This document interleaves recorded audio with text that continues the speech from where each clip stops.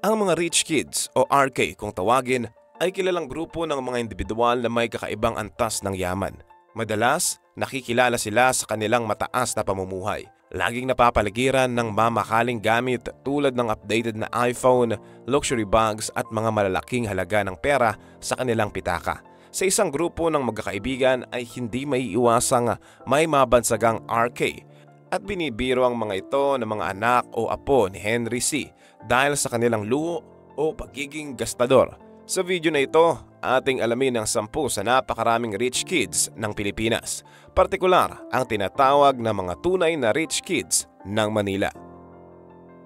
Number 10 sa ating listahan, si Alison Eduardo Laude. Siya lang naman ang anak ng isa sa pinakakilalang vlogger na si Small Laude. Noong Hunyo ng nakaraang taon, nag-viral si Alison Laude dahil sa pagtatapos na may karangalan mula sa International School Manila, isang eskwelahan sa Manila para sa mga pinakamayayamang mga anak ng negosyante at politiko.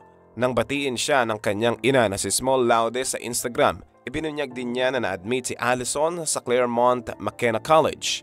Kamakailan lang, inihatid na ni Small ang kanyang anak sa kolehiyo sa California at ibinigay ang isang artois tote by Goyard bilang regalo na nagkakahalaga ng kulang-kulang 200,000 pesos. Ngunit gaano nga ba kayaman ang pamilyang Laude? Ang ama ni Alison na si Philip Laude lang naman ang sayon o nagmana ng negosyo ng pamilya nito na Candyman, ang gumagawa ng Candy Mint, White Rabbit, Orange Kist at Viva. Habang si Small Laude ay mula sa isang pamilya na nagmamay-ari ng malalaking garments export business, rice milling business at rice trading business. Tiyahin din ni Alison si Alice Eduardo na siyang binansagang Woman of Steel dahil ito ang tagapagtatag ng Santa Elena Construction and Development Corporation, isang kilalang kumpanya sa industriya ng construction sa Pilipinas. Number 9 ay ang kaisa-isang lalaki sa ating listahan. Siya ay si Ferdinand Martin Romualdez Jr. o mas kilala sa palayaw niyang Marty. Sa apelyido pa lamang ay talaga namang masasabi natin na nagmula siya sa hindi lamang isang mayamang pamilya, ngunit makapangyarihan din. Siya lang naman ang anak ng 19th Congress House Speaker Ferdinand Martin Romualdez at Tingog Party List Representative Yeda Marie Romualdez. Siya rin ang pamangkin ni President Bongbong Marcos Jr. na kasalukuyang Pangulo ng Bansa. Si Ferdinand Martin Romualdez Jr. ay nagtapos ng kanyang pag-aaral at nagkamit ng IB Diploma sa Institute La Rosey na kinikilala bilang pinakamahal na paaralan sa buong mundo, kung saan umaabot sa 6 na milyong piso kada taon ang halaga ng tuition sa boarding school na ito. Sa school din na ito nag-aral ang dugong bughaw na si Prince Edward ng Britanya. Sa kasalukuyan, siya ay nasa Cornell University sa New York upang tapusin ang kanyang degree sa Bachelor of Science in Global Development, Social and Economic Development. Bukod sa kanyang mataas na antas ng edukasyon, kilala rin si Marty sa kanyang pagkahilig sa sports na polo. Bukod sa politika, ang kanyang ama ay may malaking negosyo na nagbibigay sa kanilang pamilya ng higit na yaman at impluwensya. Hindi rin may tatago ang romantikong bahagi ng kanyang buhay sapagkat ang kanyang kasintahan na si Rocio Mercedes Sobel, na kilala rin sa kanyang sariling pamilyang mayaman, ay may malalim na ugnayan sa negosyo at lipunan. Number 8. Sa ating listahan ay ang kasintahan ni Marty na si Rocio Sobel. Si Rocio Sobel ay miyembro ng pamilyang Sobel de Ayala, isang kilala at impluwensyal na pamilya sa ating bansa. Siya ay nakakuha ng pansin ng publiko dahil sa kanyang pagsali sa prestihiyosong Debutante Ball, Le Ball de Debutantes, na taunang nagpapakilala ng mga batang babae mula sa kilalang pamilya sa lipunan. Mas mataas na interes siya sa fashion, design at arts. Kilala si Rocio sa kanyang pagmamahal sa philanthropy at nakilahok sa mga proyektong may kinalaman sa pagtulong sa mga mahihirap na bata at pagsusulong ng mga isyu sa kalikasan. Ang mga magulang ni Rocio, si Inigo at Maricris Sobel, ay pangunahing personalidad sa kanilang pamilya na Sobel de Ayala. Si Inigo Sobel na nagmula sa isang pamilya na may mataas na kasanayan sa negosyo at pananalapi. Sa pamumuno ni Inigo, nakatulong siya sa tagumpay at paglago ng Ayala Corporation ng pamilya na may malaking bahagi sa ekonomiyang pampinansyal ng Pilipinas. Si Maricris Sobel naman ay kilala siya sa kanyang malalim na paglahok sa iba't ibang proyektong may kinalaman sa pagtulong sa lipunan. Number 7 sa listahan ay ang best friend ni Rocio na si Alicia Aboitiz. Talaga namang mapapasabi na tayo na birds with the same feather flock together. Bukod sa tagumpay ng kanyang angkan, sinikap ni Alicia na gumawa ng sariling pangalan sa iba't ibang mga larangan. Siya ay isang matatanging communication specialist na magtatapos sa Mayo 2024 na may bachelor's degree sa Economics at Communications mula sa Boston College. Siya ay kilalang parte ng The Estee Lauder Companies Incorporated na nag-oorganisa ng mga PR campaign at coordination and collaboration ng mga sikat na online influencers sa kasalukuyan. Sa Snap Power Group naman, nalinang niya ang kanyang mga kasanayan sa graphic design, paglikha ng kapanipaniwala at nakakumbinsing mga presentasyon at pag-update ng mga output para sa mga kupunan sa marketing, sales at finance. Ang kanyang pamilya naman ay kilala sa pagiging mayaman dahil sa kanilang matagumpay na pagpapatakbo ng ilang negosyo at korporasyon sa Pilipinas. Kabilang na ang Aboitiz Equity Ventures, isang malaking konglomerado sa bansa.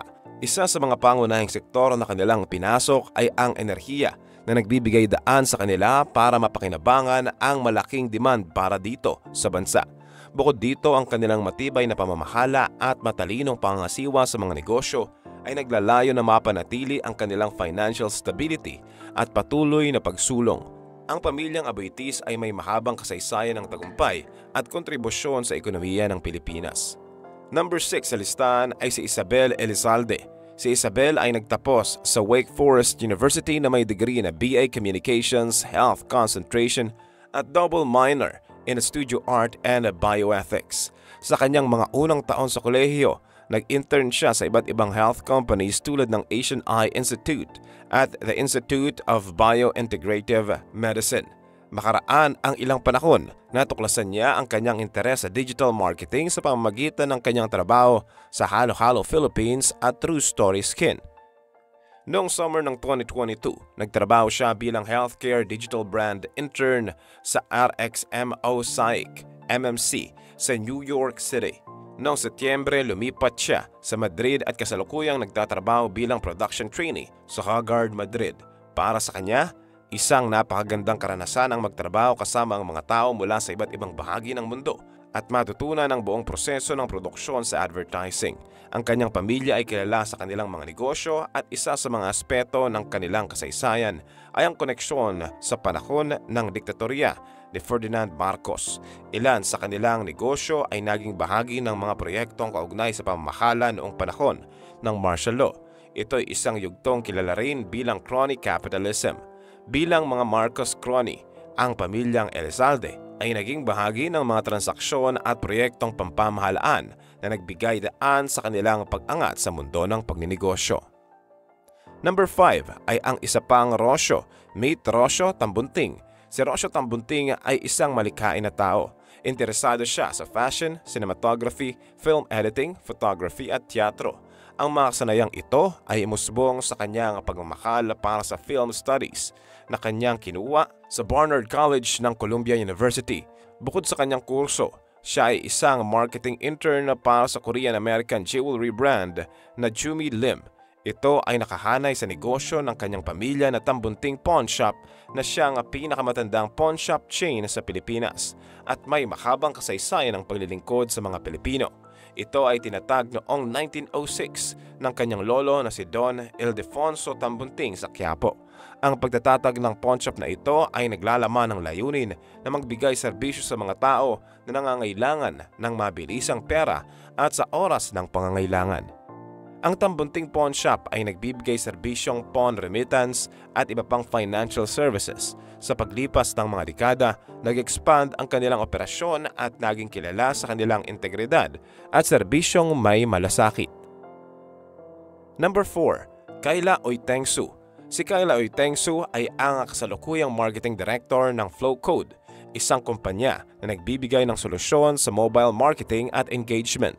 Mayroong siyang nakaraang karanasan sa marketing and social outreach sa Stanford Women in Business at 50 years. Nakaranas din siya ng internship sa Global as a National Honor Society ng ISM. Nag-aral si Kyle sa Stanford University at gaya ng ibang mayayaman na mga babae, siya ay dumala rin sa Lebal des Debontantes. Ang pamilyang Oytengsu ay kilala sa Pilipinas dahil sa kanilang malaking kontribusyon sa larangan ng negosyo at sa kanilang ugnayan sa iba't ibang sektor ng lipunan.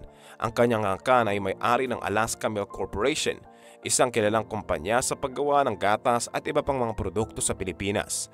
Ang pamilyang Oytengso ay hindi lamang kilala sa negosyo, kundi pati na rin sa kanilang mga pagganap sa larangan ng sports, partikular sa larong triathlon, ang Alaska Iron Kids, isang multisport event para sa mga kabataan at isa sa mga proyektong kanilang isinusulong upang itaguyod ang malusog na pamumuhay at pagsusulong ng sports sa bansa. Number 3 sa ating listahan ay si Hannah Gokongwei. Hungry for knowledge, humble at work, heart in service. Ito ang prinsipyo sa buhay na sinusundan ni Hannah. Iba sa mga rich kids sa ating listahan, si Hannah ay simple lamang at hindi nagpapakita ng marangyang pamumuhay. Naniniwala rin siya na anuman ang iyong edad, hindi ka kailanman masyadong matanda para mag-aral at subukan ang bagong mga bagay. At ito nga ang masusing inilalarawan ng kanyang landas sa karera. Siya ay nagtapos ng bachelor's degree sa Business Administration major in Human Resource. Sumabak din sa pag-aaral ng Mandarin sa Taiwan pagkatapos ng kanyang pagtatapos sa universidad at nagtrabaho bilang import assistant sa isang kumpanyang nag-import ng mga produktong pang-automobile. Pagkatapos ng isang taon sa kanyang trabaho, nagtayo siya ng sariling maliit na negosyo na nag-aalok ng iba't ibang pangangailangan sa bahay. Habang namamahala sa kanyang negosyo, nagkaroon siya ng interes sa marketing, kaya't nag-enroll siya sa isang Google Professional Certificate course sa digital marketing at e-commerce. Patuloy niyang ina-update ang kanyang kaalaman sa marketing sa pamamagitan ng iba't ibang espesyalisasyon na may kinalaman sa kanyang negosyo at sa kanyang freelance na karera bilang content strategist at social media manager para sa mga content creators at negosyo. Ang kanyang pamilya ay kilala sa Pilipinas dahil sa kanilang malaking kontribusyon sa mundo ng negosyo. Isa sa kanilang pinakakilalang negosyo ay ang JG Summit Holdings Incorporated, isang malaking konglomerado ng negosyo na itinatag ni John Gokongwei Jr. Ang JG Summit Holdings Incorporated ay may malawak na saklaw ng mga negosyo kabilang ang airline industry, Cebu Pacific, real estate, Robinsons Land Corporation, retail, Robinsons Retail Holdings Incorporated, telecommunications, digital, pagmimina, pagmamanupaktura at iba pa. Habang lumalaki ang kanilang negosyo, nagkaroon ang Gokongwei family ng malaking impluwensya sa ekonomiya ng bansa at naging kilalang tagapagtatag ng iba't ibang negosyo na nag-aambag sa pag-unlad ng Pilipinas. Ang pagpapatuloy ng Gokongwei family sa kanilang legacy at pagbigay kontribusyon sa iba't ibang sektor ng ekonomiya at patuloy na nagtataglay ng malalim na impluwensya sa bansa. Number 2 ay si Nicky Huang. Si Nicky Huang ay hindi lamang sumikat sa mundo ng fashion, kundi kanyang iniwan din ang kanyang marka sa larangan ng akademya. Si Huang ang tagapagmana ng Rustans at Stores Specialist Incorporated. Noong Mayo, siya ay nagtapos na may karangalan mula sa Boston University na may kursong sociology at kinilala para sa kanyang natatanging senior thesis. Sa Instagram, ibinahagi niya ang isang larawan mula sa kanyang graduation na may caption na, "It was a wild 4 years but I did it. Excited to announce that I was also awarded Outstanding Senior Thesis and Departmental Honors." Ang pamilyang Huang ay kilala sa kanyang pagmamay-ari ng Rustans at Stores Specialist Incorporated. Ang Rustans at Stores Specialist Incorporated o SSI ay kilalang pangalan sa industriya ng retail sa Pilipinas. Ang Rustans ay isang kilalang high-end na tindahan na nag-aalok ng mga eksklusibong produkto, lalo na sa mga larangan ng fashion, beauty at lifestyle. Ito ay naglilingkod bilang destinasyon para sa mga mamimili na naghahanap ng mga dekalidad na produkto at mga kilalang international na brand. Sa kabilang banda, ang Stores Specialist Incorporated ay isang kumpanya na nagbibigay ng mga premium na serbisyong pang-retail kabilang ang distribusyon, merchandising at marketing na may kilalang tatak gaya ng Gucci, para sa Louis Vuitton at marami pang iba. At ang number 1 sa ating listahan ay ang tunay na apo ng namayapang pinakamayamang tao sa Pilipinas, ang nag-iisang Henry C. Si Nicole C. Causon. Si Nicole Causon ay isang tanyag na artist na nakabase sa London. Siya ay mayroong Master of Fine Arts o MFA sa painting mula sa Royal College of Art sa London. Siya ay gumagamit ng printmaking, video at sculpture sa proseso ng paggawa ng imahe na may kaugnayan sa personal na alaala, kasaysayan at kultura. Ang pamilya niya ay natatanging nagmamay-ari ng SM Group o kilala rin bilang SM Investment Corporation, isa sa mga pinakamalaking konglomeradong negosyo sa Pilipinas na itinatag ng kanyang lolo. Kasalukuyang pangunahing may-ari ng SM Group ay ang anak na si Teresita C. Coson, na nanay ni Nicole, na nagpatuloy ng pagpapalago ng negosyo pagkatapos ng pagpanaw ng kanyang ama. Ang SM Investments Corporation ay kasalukuyang may malawak na saklaw ng operasyon kasama ang malalaking shopping malls, real estate, development, banking at retail. Bukod sa SM, ang pamilyang C ay may iba pang negosyo at investment na nagbibigay ng malaking ambag sa ekonomiya ng Pilipinas, na nagbibigay ng trabaho sa libo-libong tao. Kaalam, gusto mo rin bang maging rich kids kagaya nila? Sino ang pinakapaborito mong rich kid at may kilala ka pa bang hindi na isama sa ating listahan? Kaalam, tulad ng pinangako ko, para matanggap ang 20,000 free books na makakatulong sa iyo, i-check ang link sa description at comment section ng video ito para mag-join sa ating exclusive Facebook group.